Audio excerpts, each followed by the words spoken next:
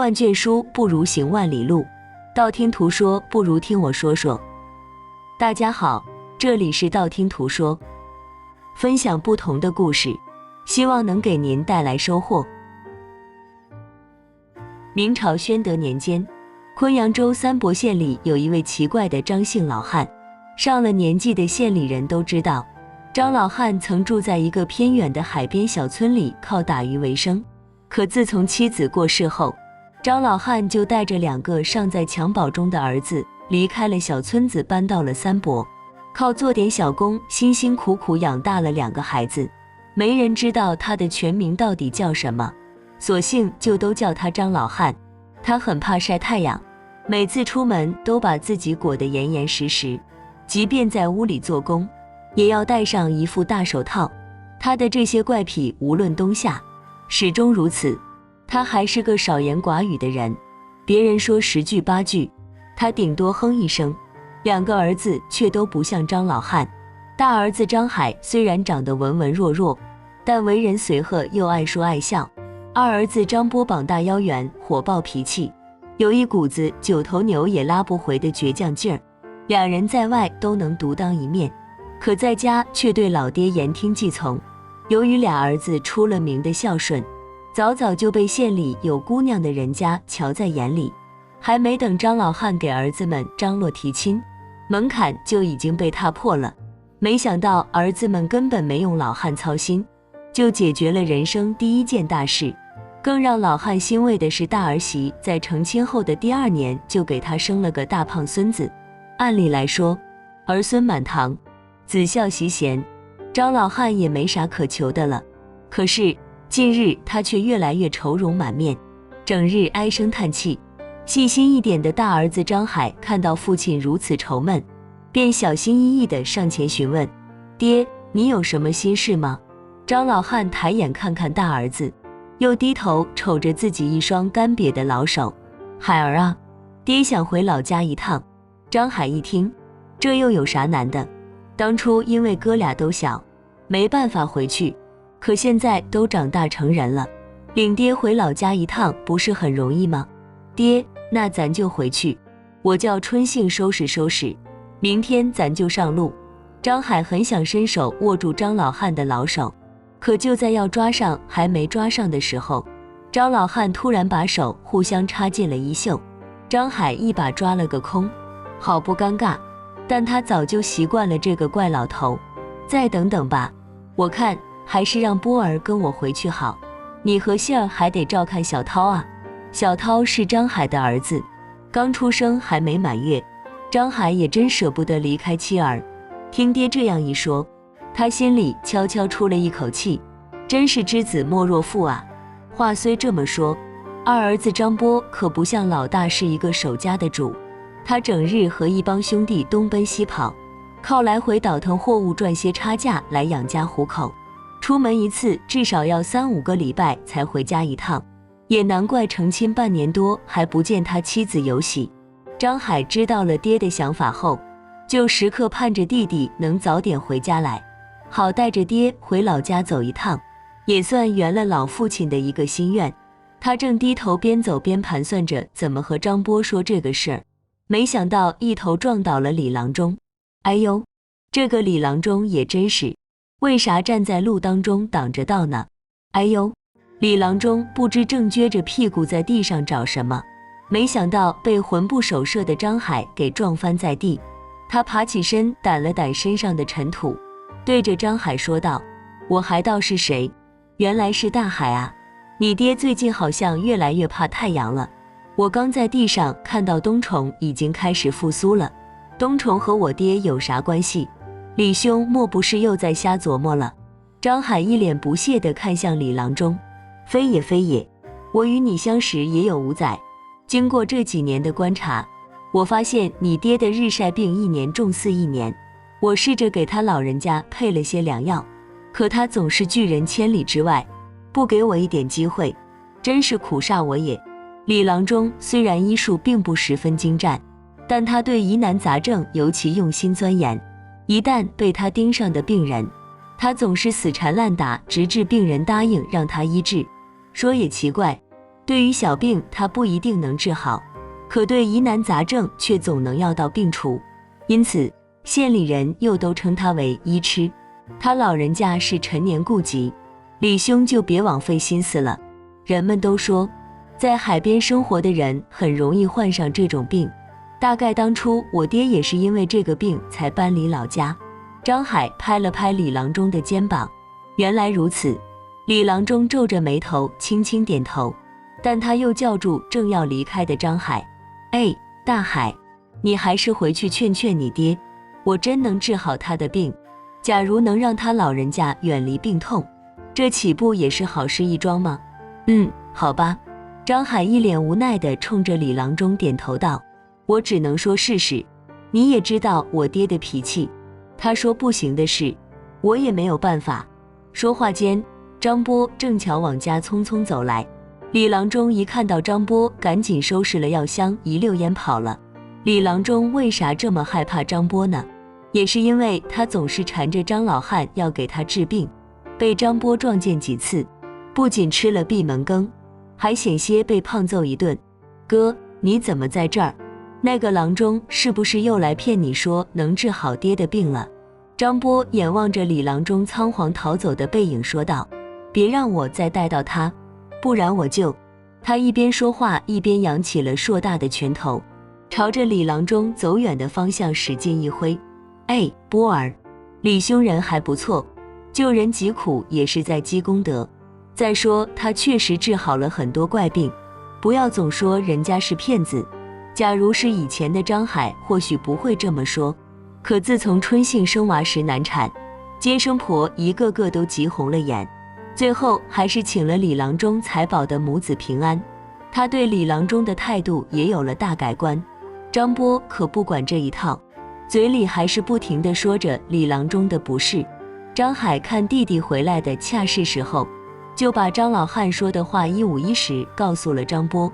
可没想到张波这次只是要回来取些银两，马上还得赶回去，弟兄们都在路上等他呢。他们这次准备大干一场，下次再回来估计要3个月以后，这可难倒了张海。眼看着张老汉一天天萎靡不振，茶不思饭不想，只想立刻回老家走一遭。春杏生完孩子还没满月，虽然有娘家人照应，可娇妻因难产身子骨恢复甚慢，实在难以离开。弟弟又忙着跑生意，顾及不上家里，大海绝不能带他回老家。正当告别了弟弟的张海愁眉不展的时候，李郎中突然从树丛里跳了出来。原来他并没有逃之夭夭，而是藏起来偷听了哥俩的谈话。他觉得张老汉那么严重的日晒病怎么能再到海边去，岂不是自讨苦吃？你可吓死我了！张海被吓了一大跳，为什么不能带我爹回去？我看他一天天茶不思饭不想的，一定是想我娘了。人老了，谁不想落叶归根？说到这句话，张海一下子懵住了。难道爹他……啊呀，不行不行，他在路上被太阳一晒就会死。李郎中劝说道。张海撇下叨叨个没完的李郎中，撒腿就往家跑。他根本没听清李郎中到底在叨叨个啥。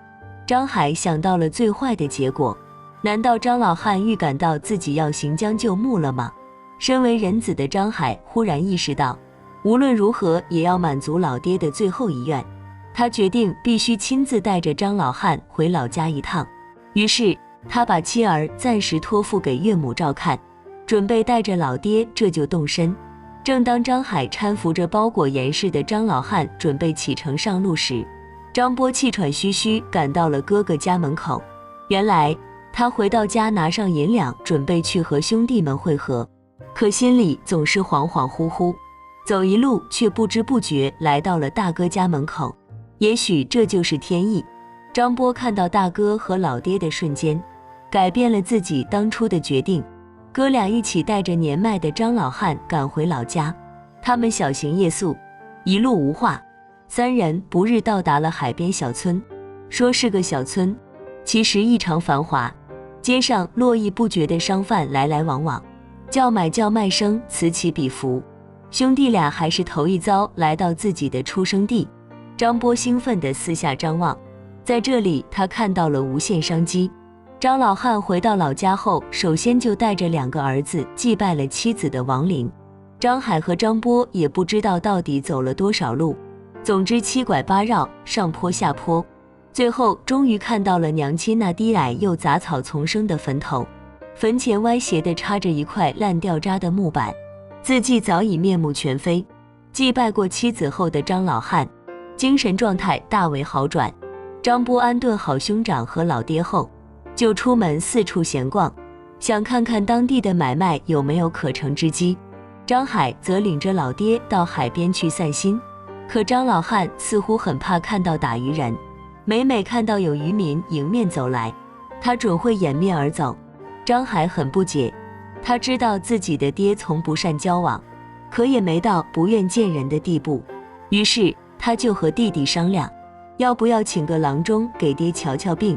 张波听罢一脸不屑的样子，他觉得这就是老爹的性格，从小到大不都是这样的吗？可是让哥俩想不到的是，就在第2天，张老汉竟把他们2兄弟卖给了当地的一位张员外。这天大清早，张老汉非要独自出门，等他再次回到客栈时，从怀里掏出2个大个金元宝，就那么往桌子上一撩，哥俩都看傻了眼。爹，这是哪来这么多钱？张波是个生意人，可从没见过这么大的金元宝，他忍不住拿起来小心翼翼地掂了掂。是啊爹，这元宝是怎么回事啊？张海很纳闷，爹就出去这一会儿，怎么也赚不来这么多钱呢？你们收拾收拾东西，跟着外面的大哥走。张老汉微笑地看着2个一脸疑惑的儿子，到那里你们就知道这是怎么回事了。为啥？张波可从不干没把握的事，他不问出个所以然来，绝不会盲目跟从。他生平还是第一次顶撞老爹，话一出口又觉得心虚，不禁低头偷瞄了张老汉一眼。当看到张老汉一脸笑意，他又放松了警惕，心里嘀咕准是有什么好事才对。爹的话你们也不听了吗？张老汉仍是一脸笑意，话里自带威严。兄弟俩虽有点不情愿，但也不得不乖乖跟着走路。兄弟俩就这样出了门，门口还真有一个红脸大汉候在那里。大汉自报家门姓刘，名福龙，是张员外手下的一名差官，特地来接2位小爷回府。张员外正在府里等着他们呢。不等2兄弟明白是怎么回事，刘差官已经把他们带到花轿旁，扶他们上了轿，吩咐手下抬轿回府。张家兄弟稀里糊涂来到员外府上，没想到府上诸人都已上客礼待之，盥洗、沐浴、更衣，一番折腾之后，2人改头换面，成了名副其实的公子哥。张员外见到他们之后更是笑逐颜开，唯独员外夫人拉长着脸，满眼的嫌弃相。兄弟2人虽不明就里，可面对如此夸张的盛情款待，也不好拔腿便走。他们互相对望了一眼，都想弄明白老爹葫芦里到底卖的是什么药。于是2人也以礼还礼，各自寻找机会探问究竟。可是府上的仆人们除了嗯啊全无他言。张波性子急，看哥哥对着自己直摇头，他心里想，看来只能直接问老员外本人了。于是他在面见张员外的时候，上前直言道：张员外在上请见谅，小人姓张名波，这位是我的兄长，姓张名海。我们2兄弟本是昆阳州三伯县人，因家父思乡心切，特来此地。慢着，只见员外夫人突然起身答话道：家父，我们员外才是你们的家父，你们还不知道吗？哼，只知道乱喊乱叫，一点礼数都没有，成何体统？员外夫人说完话，白眼一翻，扭着腰身再次落座。啊，什么？张家兄弟一听这话都吃惊不小，双双张大了嘴巴，愣愣地看向张员外。张员外年近70，却满面红光，正笑容可掬地看着他们。员外夫人看上去也就刚刚40挂龄，且风韵犹存。虽然都是张姓，可他们兄弟俩的亲爹就在客栈，怎么会凭空又冒出个爹来呢？张海作为老大，毕竟沉稳些，他稳了稳心神，上前鞠了一躬：“小人张海，见过员外和夫人，恕我直言，夫人方才之言让我兄弟二人不知所云，敢问这到底是怎么一回事？能否直言相告，我等也好弄个明白。先不说这些了，你们刚刚到府上，今天先来接风洗尘，明天你们想知道什么都能知道得明明白白。来，还没待张员外和夫人开口，刘差官就上前拉住张家兄弟，坐到了宴席的主位上，开始觥筹交错地喝起酒来。宴席上摆着2大桌酒菜，两兄弟分居2桌，刘差官拉着张波推杯换盏，另一个李差官拽着张海对酒当歌。此时兄弟俩在想私下沟通，自然没有机会。张海本来不胜酒力，很快就体力不支醉倒桌头。张波则不然，他平日就好朋交友，有千杯不倒的绰号，可此一时彼一时，这个档口可不是该喝醉的时候。一看对面桌上哥哥已经不省人事，张波杯中酒下肚就是一倒，也装作喝醉模样，说了几句含混的祝酒词，随即鼾声大作，一对儿废材。见两兄弟双双醉倒，刘差官朝他们的身上狠狠踢了几脚后，上前禀报员外夫人。员外夫人先让刘差官搀扶着张员外回房休息，随后将张家兄弟2人五花大绑，装入事先准备好的2口棺木之中。有几个手下抬着出了张府的大门。有道是不入虎穴焉得虎子，张波为了一探究竟，并没跳起来反抗，但他在被捆绑时撑起2个臂膀，如此一来，只要他稍稍活动，就能轻松解开绳索。棺木并没有被钉死，他轻轻爬起身，透过缝隙看到天色已黑，4个大汉正抬着他匆匆走在丛林里，并没有看到抬着哥哥的人。糟了，张波心想，自己只顾着想弄明白事情真相，却没想到哥哥有可能因此身遭不测，这可如何是好？正当他犹豫该不该掀掉棺材盖的时候，摇摇晃晃的4个人突然停了下来，他们快速地把棺材放进事先挖好的坑里，就开始填土。啊哈！张波一声怒吼，掀开了棺材盖，此时不动更待何时？难不成要被闷死在棺材里吗？他这一吼可吓坏了4个大汉，他们没想到这个醉得犹如一只死狗，还被捆成麻花的人，竟然气势如牛般的从棺材里跳了出来。4个大汉慌乱中扔掉手里的工具，四下逃窜。哪里走？张波眼尖腿快，几个箭步追上一个跑得慢的，一把薅住他的衣领。你们是什么人？为何要害我兄弟2人？那大汉支支吾吾道不出个所以然。张波仔细一看，他竟早已被割掉了舌头。张波一脚踹在大汉的腰际，娘的，竟是个哑巴！张波见还是问不出个所以然来，就先把大汉捆了个结实，拉着他先回到客栈找张老汉去问个明白。可没想到，张老汉早在他们去员外家后就收拾行李上路走了。张波实在想不明白，亲爹为啥要害自己的儿子？难不成只是为了那2个金元宝？不会，爹绝对不会贪图钱财。正当张波胡思乱想的时候，店小二把一个沉甸甸的包袱递给了他，说那是他爹临走前留下的，还说不管他们兄弟2人谁来，给他们就是了。张波打开一看，正是那2个金元宝。爹把元宝留下了，看来爹真的不是为了钱，那又是为什么呢？眼下还是先救哥哥要紧，等救下哥哥再去追爹也不迟。张波打定主意后，拉着哑大汉径直朝张员外府上走去。可无论他怎么敲门，就是没人来给他开门。张波没办法，只能踩着哑大汉的肩膀爬上了张府的院墙。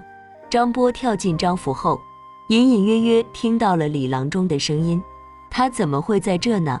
张波循着声音传来的方向慢慢移动，当他走到近前时，大吃一惊，只见李郎中怀抱着张老汉，正喋喋不休地说个不停，旁边倒着一个女人，那不正是员外夫人吗？你在干什么？臭郎中，你对我爹做了什么？张波抢上一步，一把推开李郎中，就要对其挥拳相向。慢着，波儿！张老汉气息微弱地叫住张波，他在救我。不，爹，这个臭郎中就是个江湖骗子，我带你回家。张波看到老爹奄奄一息的样子，心如刀绞。别带他回家。李郎中一听张波的话，嗖地从地上爬起来。他不能回家，那儿不是他的家，这儿才是。海儿呢？你怎么没和他一起回来？张老汉这才看到张波只有一个人，不见了张海。他在海边的岩洞里。你快去救他。爹，我去就来。张波一听，转身就去救张海了。不一时，他背着仍旧有些迷迷糊糊的张海回到了张府。此时李郎中正在给张员外施针，眼看着员外慢慢睁开了双眼，看到张老汉一家和倒在地上的夫人，他一脸茫然。张老汉见状叹了一口气，原来张波和张海真是张员外的一双儿子。多年前，张员外在一次外出时路遇了兄弟俩的亲娘刘凤梅。凤梅虽出身于家，可心地善良，面貌姣好，张员外对她一见倾心。当时他的正房太太刚好过了周年纪，很快员外就上门提亲，把凤梅娶进了家门。凤梅虽然嫁进了张府，可一点没有夫人的架子，对仆人们也很和气，还时常去交易市场亲自为员外买稀罕海物补身子。那年一场暴风雨过后，海岸边挂满了各种海物，凤梅就和下人们一起去海边捡海物。当她到了岸边，只见一群人正围在一起叽叽喳喳，不知在谈论什么。凤梅也凑上前去观瞧，原来那里挂着一只硕大的半透明海物，足有一人多长。有人说这东西要是拿去卖一定值不少钱，有人说这东西才不会有人买，还有人说这东西有毒不能吃。这东西我要了。凤梅挤上前大声说道，说罢就要把怪物拉走，可有人不愿意了，就是第一个发现这怪物的人。凤梅二话不说，把能摘下来的金银首饰一股脑都给了那人，买下了没人敢要的奇怪海物。凤梅花了大价钱，可她却让随从的下人把怪物轻轻推回了海里。怪物回到海里后如鱼得水，很快就沉入了海底。众人都说凤梅人太傻了，拿白花花的银钱去打水漂，可凤梅对此只是轻轻一笑。嫁入张府1年后，凤梅生下了一对儿子，也就是张家兄弟。可由于出血过多，没几个月她便撒手人寰。张员外正当壮年，自然还是要续弦。在过门的夫人便是在堂上怒斥张家兄弟的员外夫人李氏。李氏进门后的第一件事就是要除掉这2个孽子。李氏趁着张员外出门的空档，差人将兄弟2人双双丢进大海。等员外回家后，他便告知员外，兄弟2人发疹后不治而亡。张员外心痛不已，但也只能如此，只盼着和李氏能再生养几个子女。可万万没想到，多年来李氏竟没生出个一儿半女。李氏还不知从哪里弄来的古怪方药，每日让张员外服用，说是大补实则伤身。几个月下来，张员外时而糊涂时而明白，成了半个废人。整个张府上下都成了李氏的天下，有仆人不服从的都落得和亚大汉一样的下场。放下李氏不提，单说张家兄弟被丢进大海，偏偏被那只怪物救起。你道那怪物是什么？竟是一只千年水母。它经过几千年的修行，早已能幻化人身。经过一番探查，他得知此2子正是救命恩人之子。当初假如没有凤梅将他拖回海里，他很可能会干瘪而死，或成了祖上鱼肉。于是水母精幻化为张老汉，尽己所能抚养了张氏兄弟。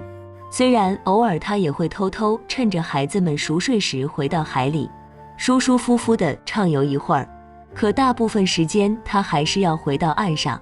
10几年间，他受尽了干渴的折磨。水母精预见到自己就要干瘪而死了，可他仍放心不下这对兄弟，于是打算亲自把他们送回张府，让他们也能认祖归宗。时隔多年，张员外也不知道是否健在，张老汉不得不带着儿子们亲自走一趟。那天，张老汉撇下儿子们独自来到张府，偏巧张员外当时正神志清醒，一听完他的话，马上掏出2个金元宝，感谢他把自己的儿子们养大成人，让夫人立刻派人接公子们回府。张老汉见此状，心中欢喜，金元宝收下也罢，可以送给孙子们。张老汉没想到此举险些害死2兄弟。李氏得知此事后，恨意又起，他稳住张员外后，派自己的亲信如此这般行事，想要活埋了2人。张海虽有心，但酒桌上却无能为力。张波见多识广，这才没被表面的恭维蒙蔽，也因此逃过了一劫。张老汉亲眼见到兄弟2人被张灯结彩地接进了张府，心也宽了一大截。于是他便想回到海里自生自灭。当他刚想跳进海里的刹那，竟莫名其妙地被一个人给拉了回来。哎呀，我说张老汉呐，别这么想不开嘛，给我一个机会，就能让你不那么痛苦，为啥非要寻短见呢？李郎中抱着张老汉的腰，一边说一边往岸上拖他。你的儿子们都要死了，你就别死了吗？是不是？什么？你说什么？张老汉一听这话，心里犯了糊涂。儿子们不是好端端的进了张府吗？李郎中在这里胡说八道些什么呢？李郎中路遇张海，得知他要和张老汉回老家，就一路随行，跟着父子3人来到了海边小村。可没想到，他竟意外发现了张老汉的秘密。张家兄弟并非老汉亲生。李郎中偷偷爬进张府，看到了可怕的景象。看来这张府也很是蹊跷。他深知张波是假罪，就尾随张海，得知了他的踪迹。他刚从岩洞出来，想去搬救兵，又看到了要跳海的张老汉。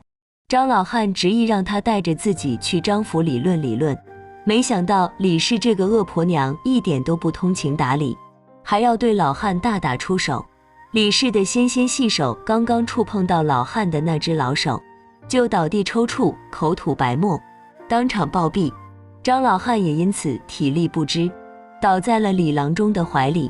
李氏的打手们见状，纷纷四散奔逃。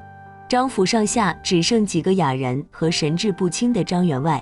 李郎中不知张老汉施了什么法术，竟把李氏置之死地。张老汉怕自己再也见不到儿子们了，这才把一切实情告诉了他。张波也恰在此时赶到张府。张员外清醒后得知了事情的来龙去脉，不禁老泪纵横，只怪当初自己被李氏的花言巧语所蒙蔽，一时糊涂，造成了现如今这副凄惨相。幸得张老汉相救，自己的一对儿子才幸免于难，他此生也算无憾。张家兄弟此时方才明白，张老汉的并非什么日晒病，而是一来怕触手毒伤他人，二来防止水分流失。老汉虽非自己的亲爹，但待他们比亲儿子还亲，甚至不顾自己安危，尽心竭力地照顾他们这么多年。你兄弟2人既然都相安无事，而今不如快些送张老汉回家，否则怕是他时日无多了。李郎中想抱起气息奄奄的张老汉，可没能成行。2兄弟这才意识到，老汉最好的归处便是大海深处。张波上前慢慢抱起老汉孱弱的身体，朝张府大门外走去。水母精得以回归大海，和2兄弟隔海道别。没了李氏，张府一片凄凉，但兄弟2人一个肯干，一个精明，很快就把张府打理得井井有条。他们分别把家眷先后接到海边小村，张员外也有了晚年的天伦之乐。唯一感到遗憾的人是李郎中，他看着水母精慢慢沉入海底，不禁摇头叹息，自己追逐了这么多年的古怪病人，竟然并非日晒病。可惜他潜心研究了一副前无古人后无来者的独家秘方，而今竟派不上用场。